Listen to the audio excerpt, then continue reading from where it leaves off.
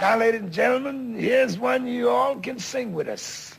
When the Saints go marching in.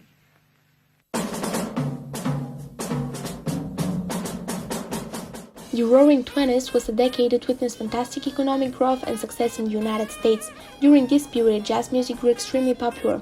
The 1920s was the decade that marked the beginning of the modern music era. Jazz provided black musicians with art and a cross-racial public. This led to a cultural shift. The speakeasies, illegal nightclubs where alcohol was sold during prohibitions, were concert halls. The phonograph extended the profitability and popularity of jazz. Go marching in. The music recording industry has just started to develop numerous new technologies which contributed to the way music was produced and distributed. The invention of the phonograph technology was revolutionary for jazz music, which was improvisational. While music fans had to go to a nightclub or concert venue to hear jazz before, they could now buy their favorite songs and listen to them at home or could enjoy them on the radio. The Jazz Age glorified the life of the cities. A lot of Americans, including many African-American sharecroppers, abandoned their farms to come and work in cities such as Chicago and New York. As Scott Fitzgerald called it, a time when stocks reached record peaks and Wall Street boomed in a steady golden roar. The parties were bigger, the shows were broader, the buildings were higher. The morals were looser and the ban on alcohol had backfired, making the liquor cheaper.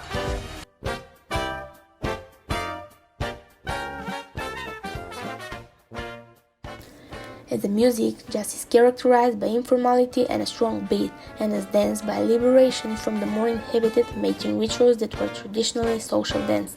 It is sure that jazz came out of New Orleans, and its erotic associations came from the brothels and salons of the city. Several independent record labels were introduced during the 1920s as the recording process developed. It don't mean a thing, all you gotta do is swing.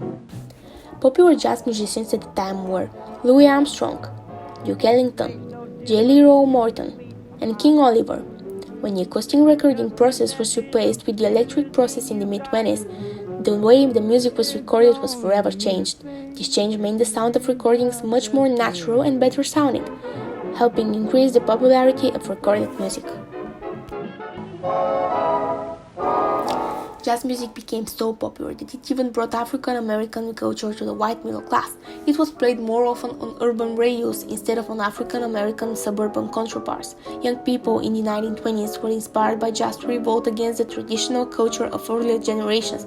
This uprising followed fads like Bolt Look of the Flappers and new radio concerts. African-American dancers such as the Charleston quickly became popular within various demographics, including the young whites.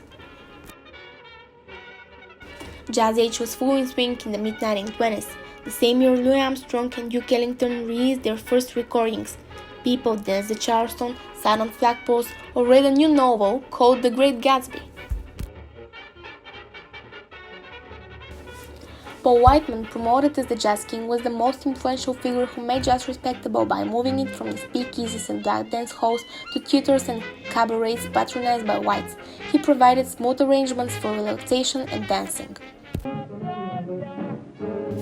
Jazz has outlasted the Jazz Age, but in the 1920s it has expressed the cheerful energy of the era. Jazz is considered as the only art form generated in America, and it has reached a world audience. The change is of course inevitable as new talents appeared, but jazz has always been dominated by Americans.